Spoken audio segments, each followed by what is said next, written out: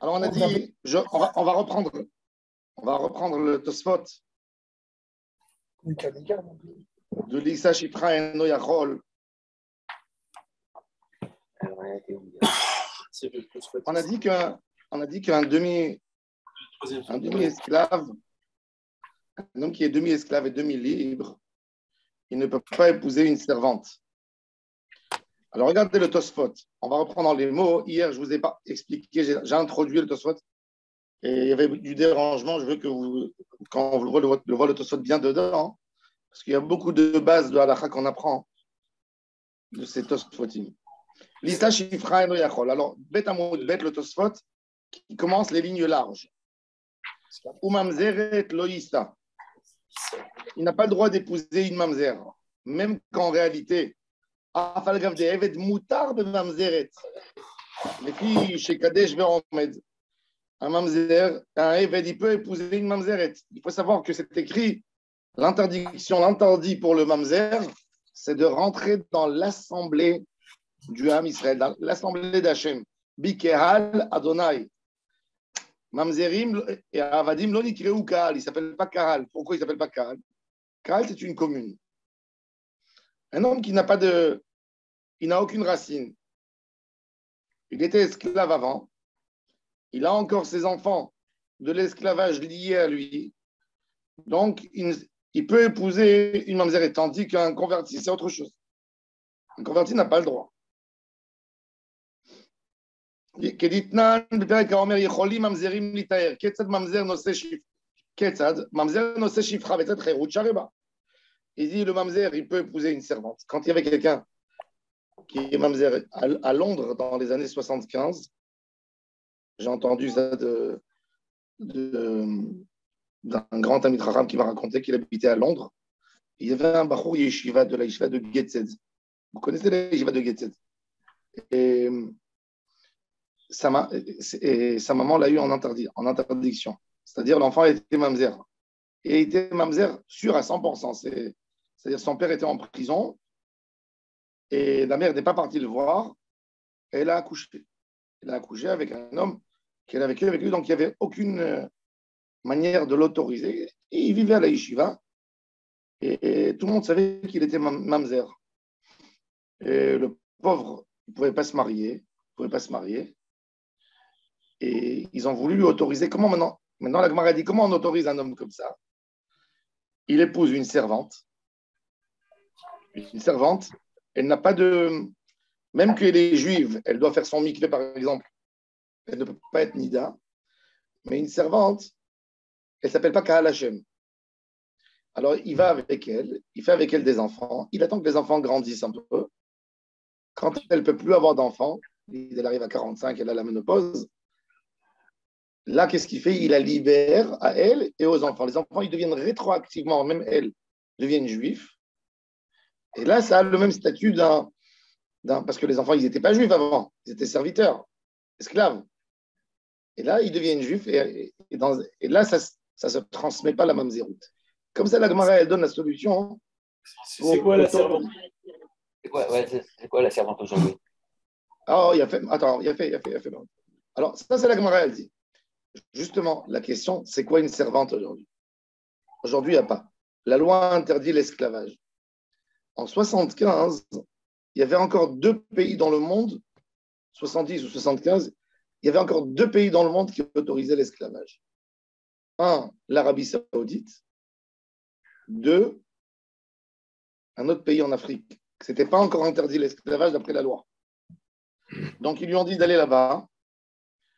Ils ont pris une convertie qui voulait venir se convertir. Ils lui ont dit, écoute, au lieu de te convertir et tu ne trouveras pas ton mazal peut-être et tout ça, épouse-le, c'est un Talmid Chacham. Et vous allez faire une condition comme si c'était une servante. Et après, il va te libérer. Comme ça, il a dit le Rav Grossness, le Rav Bedin de Londres. Et les autres rabbinim, ils se sont opposés à lui. Pourquoi ils se sont opposés? Parce qu'ils ont dit que, comme d'après la loi, même s'il fait le kinyan avec elle dans le pays en Afrique en question que c'est autorisé, dès qu'il rentrait sur le territoire anglais ne reconnaît pas l'esclavage. Et donc, ça annule. Donc, tu ne peux pas faire cette condition.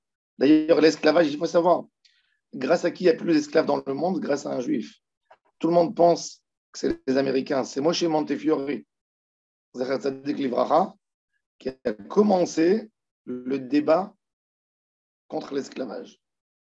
Et il a validé dans le Parlement anglais l'interdiction d'avoir des esclaves. Donc, ça a obligé même l'Empire anglais à arrêter d'exploiter les gens.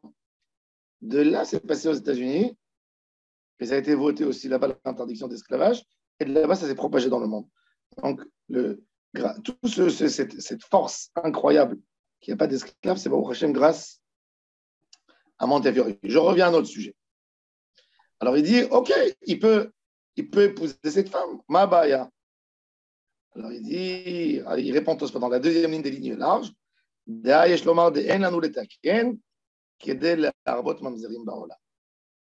dit Tosfot, on ne veut pas réparer ça. Pourquoi? Parce que le côté qu'il y a en lui, il est autorisé à se marier. Et c'est ce que j'ai expliqué. J'ai dit, un mamzer, il peut se marier avec une mamzerette. D'accord? Un mamzer avec une mamzer, il n'y a pas de problème. Ils peuvent se marier. Ça, c'est la partie mariage. Mais il y a une deuxième partie, les enfants. Si les enfants vont naître de cette relation, ils seront mamzer. Donc, toi, il te dit, ça ne t'aide en rien du tout. Ce n'est pas une vraie réparation. Le fait qu'il a le droit d'aller avec elle, ce n'est pas tout. La question, c'est quel est le statut de leurs enfants qui vont naître. Et donc, il dit, on préfère donc la première solution que la Gemara a proposée, qu'il le libère son maître par force et qu'il lui écrit une hypothèque, qu'il lui écrit un papier, qui lui doit tant et tant d'argent sur sa valeur. Une question, c'est quoi libérer? Libérer, c'est libérer. Libre. Il lui envoie un papier, il lui donne un papier. C'est à l'époque, quand on libérait les esclaves, c'était comme un guet. On lui donnait un papier. Toi qui étais esclave à moi, tu n'es plus esclave, tu es libre comme tout juif. Il reste marié avec elle. Avec. Est-ce qu'ils étaient mariés au départ? Non. Est-ce que en fait, la question, c'est est-ce que quand il la libère, ça vaut lui donner un guet? Ça veut dire que ça dissout le mariage? Est-ce qu'ils étaient mariés au départ? Il faut savoir qu'un esclave avec une esclave, il n'y a pas de mariage. Le lendemain, son maître peut lui prendre sa femme qui est servante. Si un homme il possédait à l'époque une famille d'esclaves servantes, aujourd'hui il prend cette fille, il voit qu'elle n'a pas d'enfant avec son mari, il la met avec un autre, il lui dit fais-moi un enfant. C'est un objet. C'était un objet dans leurs yeux, malheureusement. C'était comme ça. C'était un objet à Shemishmor. Comme ça, c'était dans le monde. Maintenant, bien sûr que dans la Torah, il y a tout un monde de valeurs. Dans la Torah, un homme qui a donné un coup à son esclave et qui lui a fait tomber une dent, il est obligé de le libérer. Punition. Il est puni.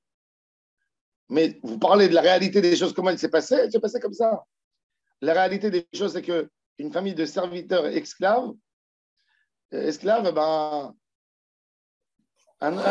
gens, ils s'arrangeaient entre eux, ils se vendaient les enfants, ils s'associaient. Il y avait un, il avait une femme, l'autre, il avait un homme, ils disaient, viens, on les met ensemble et on se partage dans les enfants.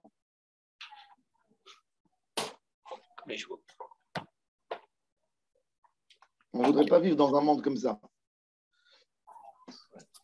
Alors la Gemara, elle dit, et en plus,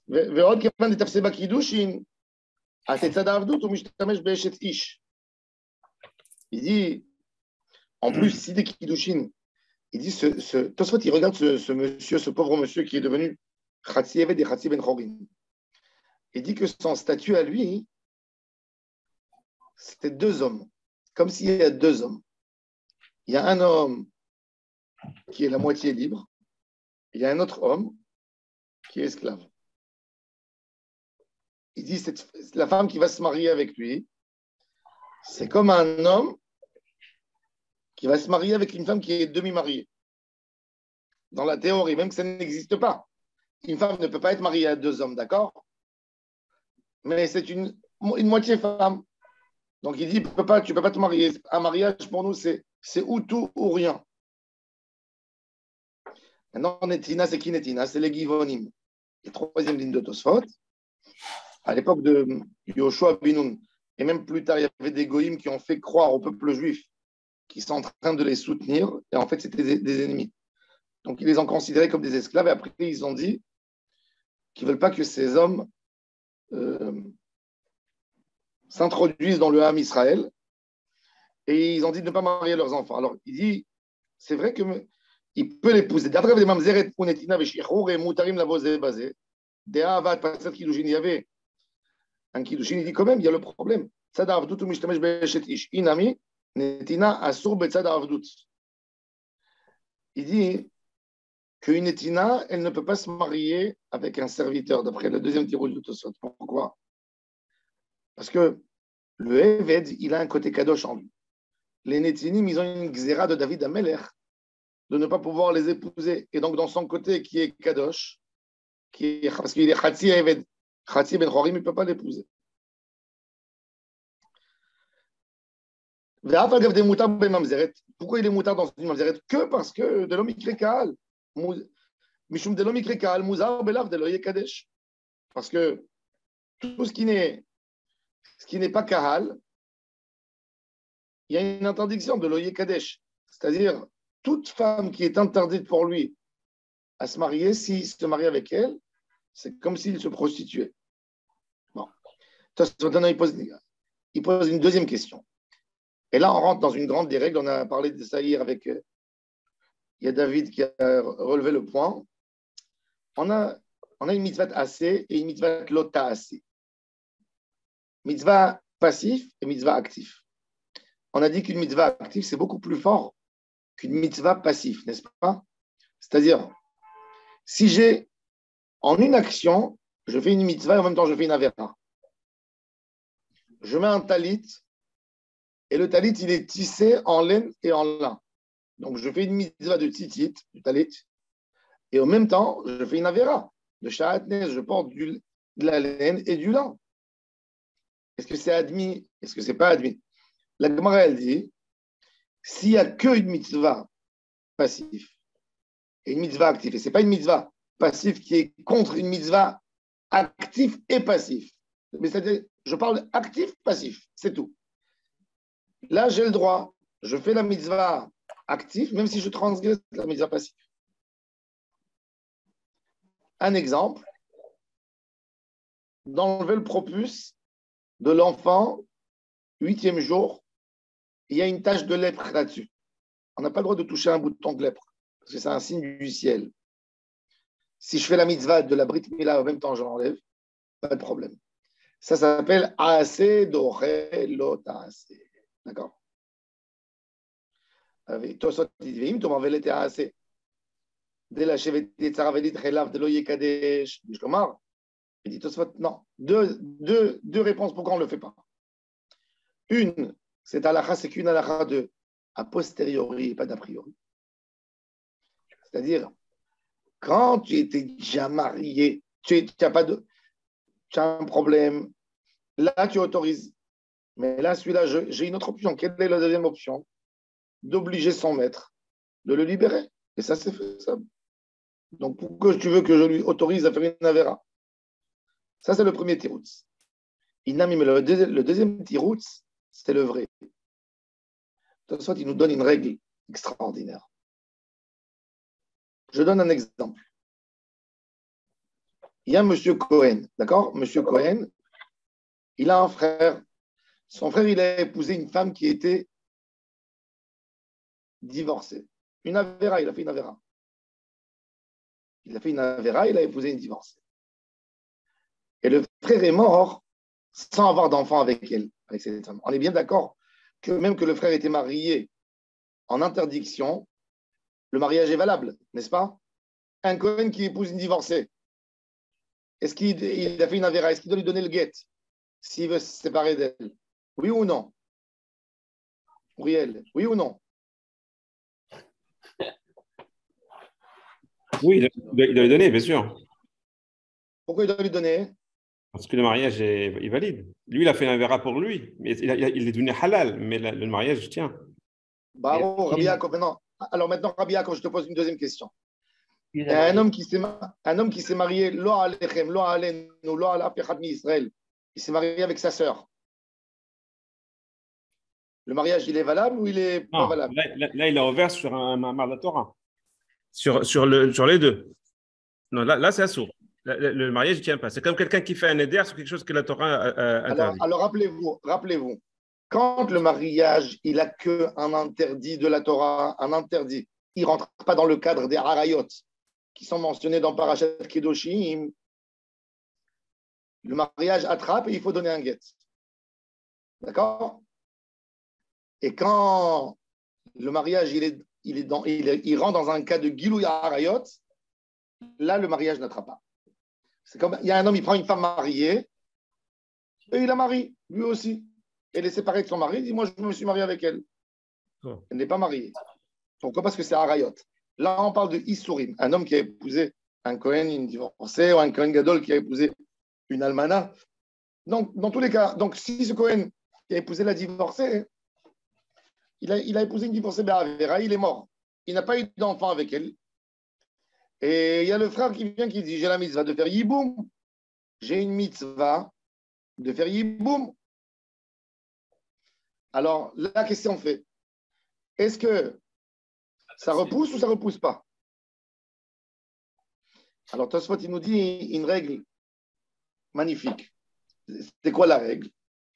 Il te dit, Tosfot, quand je te dis qu'une mitzvah active, elle repousse la mitzvah passive, c'est à une condition, c'est qu'au moment où je fais la mitzvah active, je casse la mitzvah passive. En ce moment-là, mais je fais une mitzvah active, comme quand le Moël, il enlève le propus. Il a fait la mitzvah de Mila et il a cassé la mitzvah qu'il faut faire attention au bouton de lèpre. Mais quand je fais une action qui va faire peut-être une mitzvah, mais la mitzvah n'est pas encore là, comme un homme qui va épouser une divorcée. Ce Yabam, il veut faire mitzvah de Yiboum, mais la mitzvah de Yiboum, c'est pas là, c'est pas le rapport, c'est d'avoir un enfant. Donc l'enfant, peut-être il va venir, peut-être il va pas venir. Peut-être il va tomber enceinte, peut-être il ne va pas tomber enceinte. Donc en ce moment-là, il fait une avéra et c'est pas sûr qu'il fera une mitzvah. Là, on ne dit pas assez dochelota. Pour pouvoir faire peut-être une mitzvah. Ça, c'est le chidouche du Tosfot. C'est un chidouche magnifique parce que il nous met de l'ordre dans la tête. À quel niveau? Il y a beaucoup de fois des gens qui pensent on va faire une petite avéra pour ensuite faire une mitzvah. Non. Il y a des avérotes, par exemple de Yom Tov, de ne pas profaner Yom Tov. C'est un issour lave. Il y a un interdit. Bon, il y a aussi peut-être une mitzvah d'assez, vous allez me dire.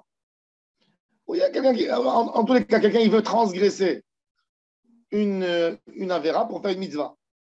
Si elle n'est pas au même temps, c'est interdit. Voilà. On continue. Le deuxième Tosfot, l'auto ou bera'a. Il y a deux mitzvot dans la mitzvah de prière Verivia. Il y a une mitzvah Perorovo, même que Akadosh Baruch Hu s'est adressé à Adam et à Ève en leur faisant la bracha. Ve'atem Perorovo. Là-bas, c'était une beracha. Ce n'était pas un ordre. C'était pas un ordre. Où c'est écrit l'ordre, Ve'ata Pere Urve. Donc, on ne considère pas comme un décret à Ève d'avoir des enfants. Et c'est pour ça qu'une femme qui souffre, par exemple, si elle est enceinte, ou elle est traumatisée d'avoir des enfants, elle n'a pas envie. Il y a des femmes qui ne veulent pas d'enfants. Dorénavant. Elles disent, moi, j'ai pris une décision, je n'ai pas envie d'avoir des enfants dans ma vie. Est-ce que cette femme, elle peut faire quelque chose pour s'empêcher à elle-même d'avoir des enfants? La réponse, pour elle-même, oui, elle a le droit. Maintenant, évidemment qu'elle dépend de son mari. Comme il y a un contrat de mariage, de la même manière qu'elle doit lui préparer à manger, elle est obligée de lui donner un enfant. Mais s'il a fait la mitzvah de Piria Verivia, par exemple, si le mari a fait Piria Verivia, il a eu un garçon et une fille, et il veut avoir une famille nombreuse, et sa femme, elle ne veut pas souffrir, c'est elle qui décide. Il faut l'écouter à elle. Pourquoi? Parce qu'elle n'est pas ordonnée sur Pira Verivia, la Gemara, elle raconte que la femme de Rabbi Chia, le grand Rabbi Chia, elle souffrait énormément quand elle tombait enceinte. Elle passait des douleurs terribles. Un jour, quand elle a vu que son mari parlait aux gens, il disait qu'il a envie d'avoir un autre enfant, elle a eu peur. Elle est partie chez le médecin. Elle lui a demandé de lui donner, à l'époque, il buvait un verre avec des produits chimiques problématiques qui détruisaient tout l'utérus. Elle a bu, elle s'est détruite son utérus. Et la Gemara, elle dit, elle avait le droit, même qu'elle était folle, mais elle avait le droit de le faire. Pourquoi? Parce qu'une femme n'est pas ordonnée sur la mitzvah de Priya Verivia. Mais il y a une autre mitzvah qui n'est pas mitzvah minatora comme Priya Verivia, et que même la femme, elle est ordonnée sur cette mitzvah. C'est quoi? À Kadosh Baruch Hu, le prophète Isaïe nous dit, Lotohu Bera'a, le prophète Isaïe nous dit, Lotohu Bera'a, la Hashem et Yitzhara. Hashem n'a pas créé le monde en Tohu et il l'a laissé dans la situation de Tohu Bohu. Qu'est-ce qu'il a fait? Il a créé l'homme. De là, tu comprends que la volonté d'Hachem, c'est de faire habiter le monde, c'est de multiplier l'espèce humaine. Et si tu ne l'as pas fait, tu transgresses la volonté d'Hachem Yitbarach. Ce Lotohu Bera'a, la Hashem et Yitzhara, c'est un ordre général à tout homme de faire attention, d'aider le monde à évoluer et à continuer et de ne pas stopper le monde. Et cette mitzvah, elle est valable pour femmes comme pour hommes. Et là, je vais donner un exemple. Vous avez une orpheline qui vient, qui vous demande de l'aide pour se marier. Elle n'a pas d'argent pour se marier. Elle a trouvé le garçon, mais elle n'a pas d'argent pour faire sa soirée de mariage, pour acheter le nécessaire pour avoir un toit. Et à cause de ça, le mariage est repoussé. Eh bien, on vend un Sefer Torah pour l'aider à cette femme. Et la Gemara, elle dit dans le traité Baba Batra, d'où on sait qu'on peut vendre un Sefer Torah, parce que l'Otohu Bera'a, la Shevet, elle ne s'appuie pas sur la mitzvah de Ve'atem Peru. Elle s'appuie sur la mitzvah de l'Otohu Bera'a. C'est-à-dire même que la femme, elle n'a pas de Priya Verivia, mais elle reste dans le cadre général de Ve'atem Peru Orvo. Alors il dit Tosfot, regardez. L'Otohu Bera'a, le deuxième Tosfot des lignes larges. Ah, il y a assez, cette mitzvah assez. Alim Tfe Mipro Orvo, il est plus fort que Pro Orvo, qui dit Amar Bemegila, le Perek Batra. Mocher Adam Sefer Torah, l'Isa Isha, Velilmot Torah. Un homme, il vend un Sefer Torah pour deux choses. Ou pour épouser une femme, ou pour étudier la Torah. Je vous ai raconté l'histoire avec le Rav de Brisk. Un jour, après, dans la Première Guerre mondiale, il y a eu beaucoup d'orphelines. Et il y avait 7 ou 8 orphelines qui devaient se marier. Ils n'avaient même pas de quoi acheter une robe. Et les gens de la ville, ils étaient déjà fatigués d'aider. Ils ont aidé les réfugiés. Quand le Gabaï Tzedaka, il a tourné pour faire la collecte pour ces pauvres malheureuses, il n'a rien ramassé. C'était Shabbat. Le Rav, au lieu de faire sa dracha, il a dit, voilà, je mets vente aux enchères des Sefer Torah. Qui c'est qui veut acheter les Sefer Torah? Sachez-le que dimanche, il a dit, je prends les Sefer Torah à Varsovie.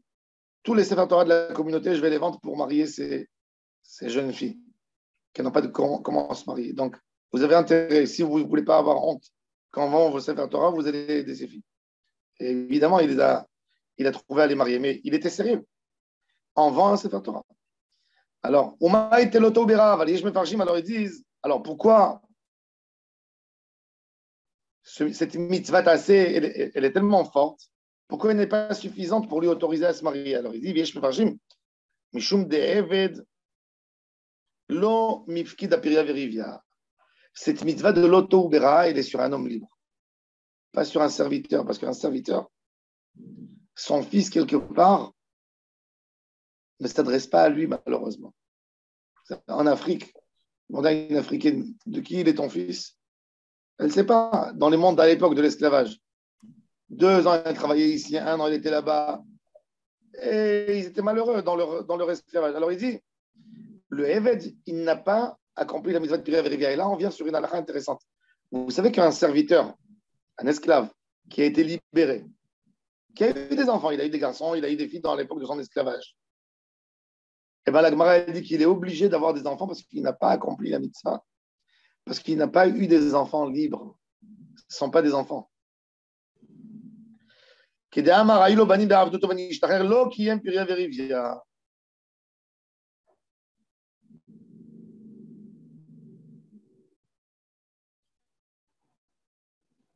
Bon, ça c'est Tosfot.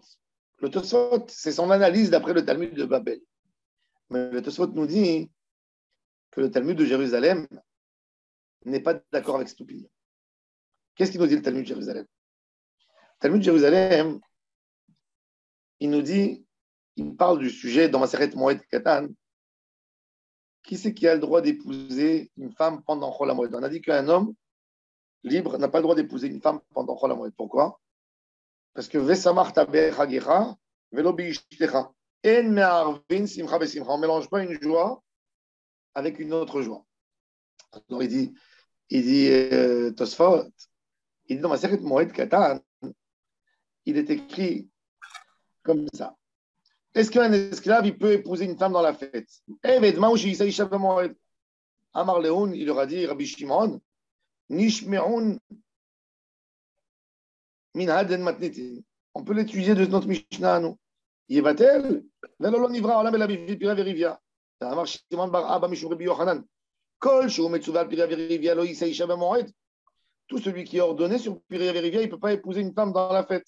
Donc il a compris que quoi? Un esclave aussi, il est ordonné sur Pira Verivia. Normalement, ça devrait être logique. Vous savez pourquoi? Parce qu'un homme, un esclave, il ressemble à une femme dans toutes les mitzvot de la Torah, sauf dans les mitzvot qui dépendent du temps. Maintenant, la femme, elle n'est pas ordonnée sur Pira Verivia par rapport à son corps, par rapport à d'autres choses. Mais lui, comme il ressemble à une femme, il est chayav dans toutes les mitzvot. Alors il dit oui, il y a Pira Verivia. Le monde, il a été créé pour Piriya Verivia. Qu'est-ce qu'on a dit? L'Okiyem Piriya Verivia, c'est une autre chose. La vraie mitzvah de Piriya Verivia, c'est que chacun il fasse un garçon et une fille qui portent le nom de famille. C'est pas rien de faire un enfant. Ça veut dire de les éduquer, de les garder dans un cadre familial. Une fois, Obama, il a dit quelque chose de très intéressant. Il a dit de faire un enfant, c'est très facile. C'est rien du tout. Ça peut venir par accident. Mais d'être un père, ça, c'est difficile. Ça, c'est la grandeur. D'être un père. Pas d'avoir un enfant. Pourquoi? Parce que lui, il a souffert, son père l'a abandonné. Bon, bref, toute son histoire. Alors, il dit, un juif qui a épousé une servante, un évêque ivri, que son maître lui a donné une servante quand il était chez lui. Et bien, ses enfants, il n'a pas été acquitté de la mitzvah. Pourquoi? Parce que ses enfants ne portent pas le nom du père. Ils ne sont pas libérés, il peut faire avec les enfants ce qu'il veut, le maître. Vérod, il dit Tosfot, intéressant. Quand Dieu a ordonné Noé à la sortie du bateau, il leur a dit Vatem Perurvu. Il y avait là-bas aussi Canaan qui était là-bas dans cette histoire, qu'il a dit Aror Kenan, Eved Avadim Yelechav. Et malgré tout, même un Canaanien, il est chayav et Piriya Verivia. Il y a un débat dans les Rishonim. Est-ce qu'on a le droit de faire accoucher une femme païenne? Parce que elle va faire un enfant pour la Avodazara. Là, on fait Mishum Darke Shalom. Mais en tous les cas, dans l'aide générale, il n'y a pas une plus belle mitzvah d'aider un juif comme un goy d'amener un enfant dans le monde. L'aider, si on a des moyens pour l'aider, si on peut l'aider avec des médicaments, etc.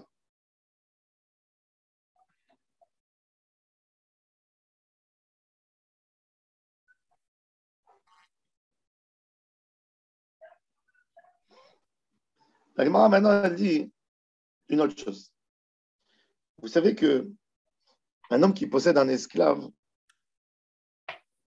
il n'avait pas le droit de le libérer. Vous savez pourquoi? Parce qu'un esclave libre, c'est un autre monde de valeurs. Il n'a pas grandi dans les mêmes valeurs. S'il se libère, il devient juif par défaut. Et la Torah, quand elle parle de ce sujet, elle ne veut pas qu'il devienne juif. Elle ne cherche pas de lui. S'il sort, il est juif, mais on ne veut pas. A priori, on ne veut pas une histoire comme ça. Pourquoi? Parce que c'est un homme qui n'est pas équilibré. La Mishnah, elle dit dans Pirkei Avot, Marbe Avadim, Marbe Zima. Quand il était esclave, tout était autorisé pour lui. N'importe quelle femme qu'il voyait dans la rue, il a dragué. On ne veut pas des gens comme ça avec ce comportement. Et la Gemara a dit qu'il y a un homme qui a libéré son esclave, il a transgressé une mitzvah ta'aseh de l'Erolam Bahem Ta'avodo. Alors la Gemara, alors tout le monde pose la question, comment le Beddin il oblige le deuxième maître de libérer son serviteur? Et là, il nous dit, c'est vrai, là-bas c'est une mitzvah ta'aseh, l'Erolam Bahem Ta'avodo. Libérer, c'est une takana de Chachamim. Il dit, on fait une petite avéra pour ne pas que les gens font des plus grosses avérotes. C'est serviteur. S'il ne peut pas se marier, qu'est-ce qu'il va faire dehors dans la rue, le jour où il est libre, jusqu'à la fin de sa vie? Il va avoir l'envie. Je préfère faire une petite avéra et qu'il ne fasse pas de plus grosses avérotes en étant dans une situation stressée où il ne peut pas avoir la moindre des choses d'une femme comme tout le monde. C'est ce qu'il dit. Kofi des travaux. Afilou l'ishmuel de Amar. Il a dit dans ma série de Gitin, comme Afkir Avdoyat Alechaout, Venzer Getchiron, Achad et Tavale Avdouli. Ils ont fait mieux que ça pour aider le serviteur. La sorte Chiron Gamon, complètement libre. Qu'un homme qui a libéré son serviteur, il transgresse une mitzvah d'assez. Ni Halan de Levad Arav Isur Azuta. Je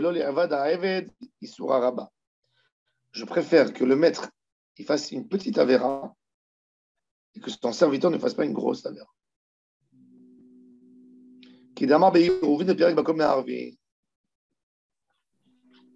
Alors il dit, non, c'est pas vrai. On n'était pas d'accord avec cette règle. Est-ce que j'ai le droit, moi, de faire une petite avéra pour que mon ami ne fasse pas une grosse avéra? J'ai le droit ou j'ai pas le droit?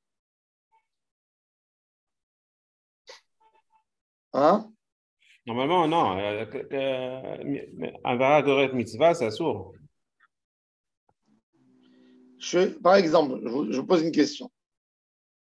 Je vois un endroit, je vois qu'il y a des gens qui ont prévu, des juifs, ils ont prévu un barbecue au Shabbat. Et moi, je vois qu'ils ont les braises, ils ont tout. Est-ce que moi, j'ai le droit d'aller Shabbat, de prendre toutes ces braises et de les faire passer d'un reshoot à Rabim, à reshoot à Yachid, de les enfermer dans un endroit avec une clé pour ne pas qu'ils les prennent Shabbat et qu'ils font une avéra? J'ai le droit ou j'ai pas le droit? On n'a pas le droit. On ne connaît pas les punitions des avérotes. On ne peut pas dire celle-là est moins importante qu'une autre. Non, mais moi, je veux éviter les gens à faire une avéra. Parce que c'est le même niveau d'avéra qu'on fait là. Ce n'est pas une petite contre une grande. C'est une avéra de Otsaha, Mireshut, les Reshut, on n'est pas Hayav ce qu'il a. Et Avara, peut-être que c'est plus grave. Bon, si c'est plus grave, alors oui, si c'est pour une grave. Alors bon, c'est des choses, ça n'a pas été tranché dans la Gemara. La Gemara n'est pas rentrée là-dedans. Il y a une lettre de Rabbi Avraham Even Ezra, une fois je vous l'ai lu, qu'il a dit que le Shabbat s'est dévoilé à lui, qui lui a dit que comment tu laisses le Chilul Shabbat dans ta maison? Et il a trouvé un livre, il était en Angleterre, il a trouvé un livre dans la synagogue, un commentaire du livre, un commentaire d'un Chumash, qui écrivait que il faut que la journée, que la nuit, elle va derrière le jour qui était avant et pas le jour qui va derrière la nuit qui était avant, qui a précédé. Et en fait, ça va nous faire que Shabbat, Motzei Shabbat c'est Shabbat, mais Erev Shabbat c'est pas Shabbat. Et il a dit, je l'ai pris Shabbat, je l'ai jeté dans le feu, j'ai préféré transgresser avec une action plutôt que les gens qui vont étudier dans ce livre, ils vont propager cette fausse idée, ils vont faire des catastrophes dans le Ham Israël. Et les rabbins d'Italie, ils ont parlé de ce sujet. Est-ce qu'il a bien fait ou il n'a pas bien fait?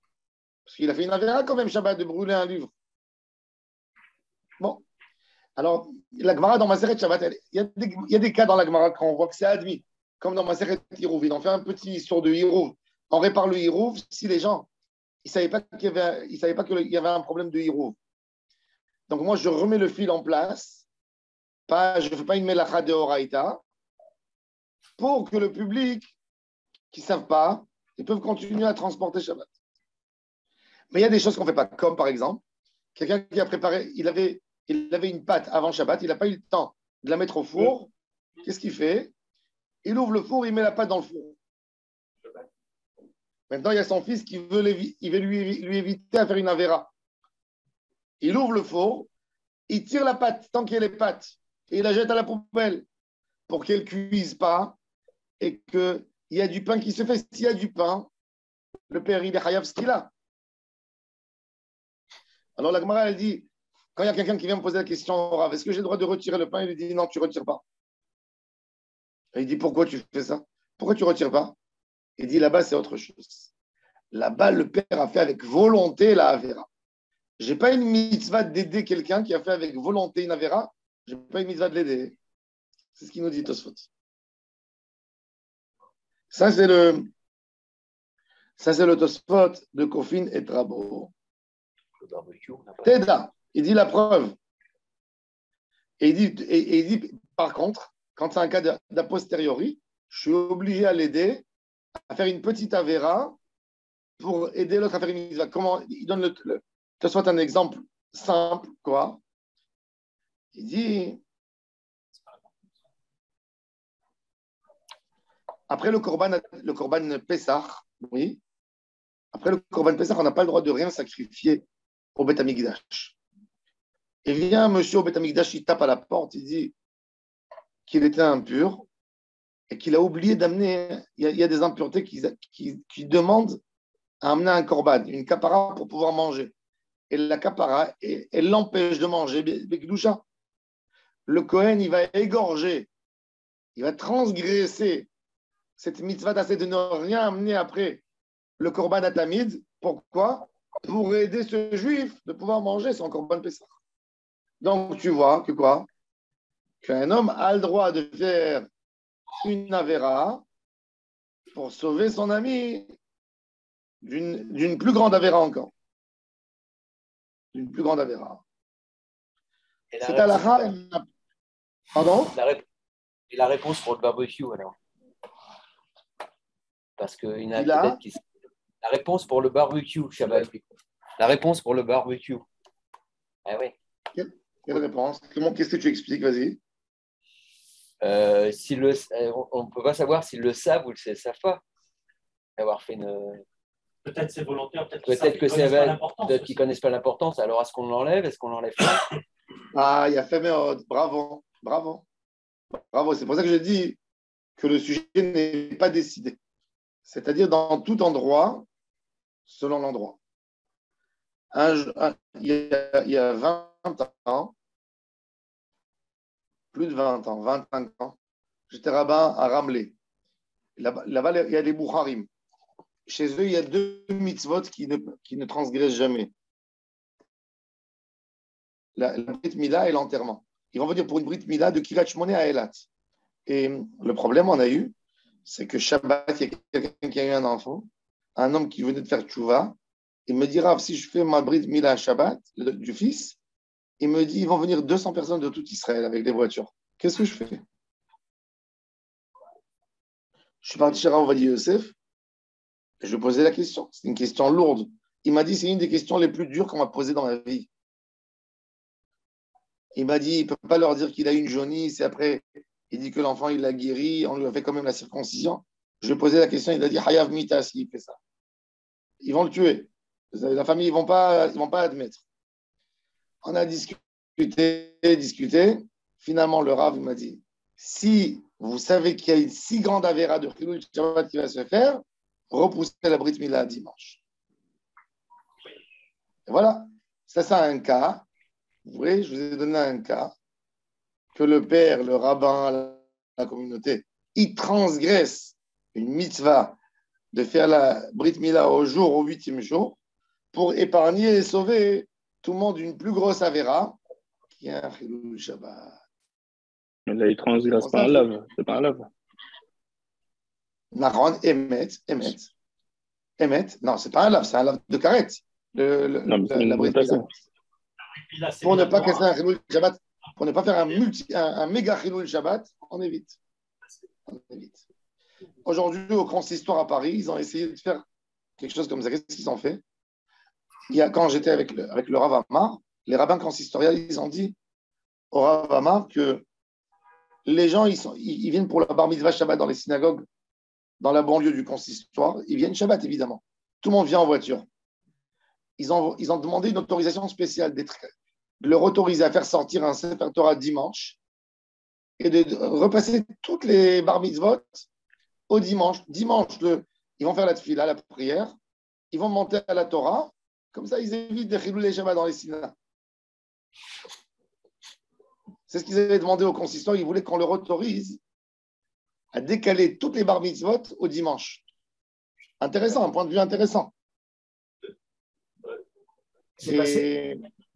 Non, c'est pas passé parce que les gens, ils ont dit que ça passe.